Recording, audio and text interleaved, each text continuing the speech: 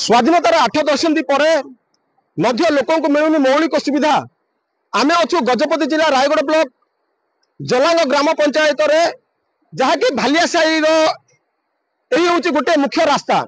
यही रसी मध्यम लोक मैंने जावासवा सबुदिन करती मौलिक जिनपतर किणापी कथा कहतु कि हस्पिटाल कथा कहतु कि जदि कहवा नीतिदिनिया बजार कथा कहतु कि स्कूल पिला कथा कहतु प्रत्येक लोक यही रसी मध्यम से सबुदिन जावासवा करती। तेज आम चेष्टा करूँ आपन को देखा कि केमिति कष्ट रही केते कष्ट साध्य। मो कैमेरा सहयोग को अनुरोध करी टे कवरेज करेंगे। निश्चित भाव में मो गोटे बड़ चैलेंज केते जे कष्टकर केते कष्ट लोक मैंने जावासवा करती। प्रखर स्रोत वर्तमान पानी अवश्य टे कमी किंतु तार प्रखर अधिक रही जल करेन्ट रही अनेक। निश्चित भाव में मोर गोड़ को पानी पेलई दौथबा जहाँ अनुमान मु करि पारुछि लोक मैंने बहुत कष्ट जावासवा करुथिले। वर्तमान तो वर्तमान संभावना नहीं किंतु जदि कहबा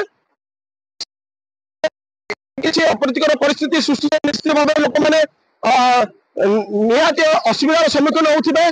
से माननकु निश्चित भाव में गोटे विपद सबुदिन जावासवा करुथबा जहाँ अनुमान करा पारिबो। तबे काहीकि एठी गोटे ब्रिज तैयारी करा जाय पारु नाही।